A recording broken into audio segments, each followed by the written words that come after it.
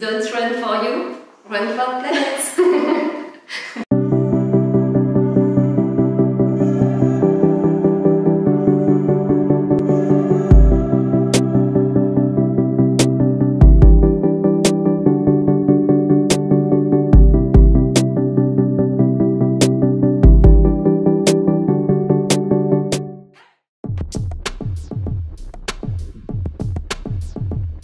Mélanie. Moi c'est Louise. On a décidé de cofonder Ethics Event et de créer la Run for Planet.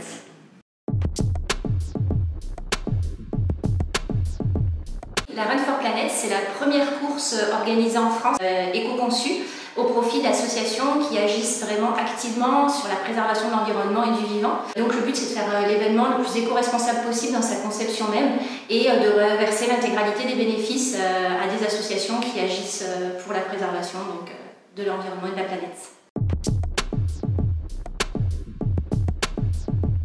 Donc, Paris, c'est essentiellement parce que notre siège social et nous-mêmes vivons en région parisienne. Bordeaux, c'est une ville que moi je connais bien parce que je suis bordelaise. On savait aussi qu'il y avait une vraie sensibilité éco-responsable à Bordeaux et Lyon parce qu'on a déjà organisé des événements à Lyon. On sait aussi qu'il y a beaucoup de runners et qui sont eux aussi sensibles à la cause environnementale. L'idée c'est de se développer aussi dans notre ville, donc on a aussi notre ville en tête. Tout simplement sur les quais de Bordeaux. Au-delà du parcours, on se concentre aussi sur l'expérience participant. Le but, c'est vraiment que cette journée-là soit mémorable pour tous et qu'au-delà d'avoir couru ou marché pour la planète, les personnes aient envie aussi d'aller plus loin dans leurs propres engagements personnels. En termes de nombre de participants, on a limité nos inscriptions à 900 personnes. Il faut savoir du coup que les inscriptions à Bordeaux sont complètes. Ça prouve effectivement que les Bordelais sont à la fois des sportifs, mais aussi sensibles à la cause. Alors déjà la première mesure phare, c'est qu'on a enlevé les t-shirts finishers. C'est des t-shirts qui ont parcouru des milliers de kilomètres, qui viennent principalement made in China. Et pourtant ça n'a pas de plus-value parce que personnellement en tant que runneuse, je participe à énormément de courses et j'ai je ne sais pas combien de t-shirts dans mon armoire, tellement je les accumule. On aura une belle médaille, je te laisse. C'est donc une médaille Made in France qui est en bois, issue de forêt éco-gérée, donc 100% éco-conçue. Elle est fabriquée donc, dans un éssal de l'Ariège à Palmiers par des personnes en situation de handicap. La troisième mesure phare, c'est qu'on n'a pas de bouteille d'eau. Donc on sera relié au point d'eau des villes. Il y aura une fanfare qui va ambiancer tout le monde. On a une speaker qui est géniale qui s'appelle Jenny Demé qui va mettre le feu sur le village. On a invité des personnes un peu connues pour aussi parler de certains sujets. On attend encore validation.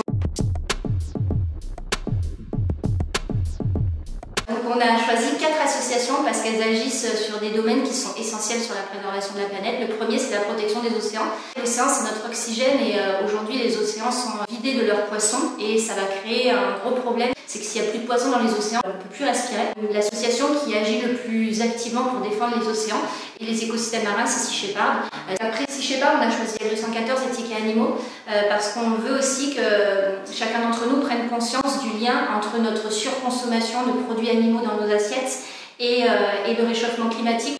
Donc la troisième association c'est pour représenter tout ce qui est biodiversité et notamment les oiseaux. Donc, la plus connue en ce moment c'est la Ligue de protection des oiseaux.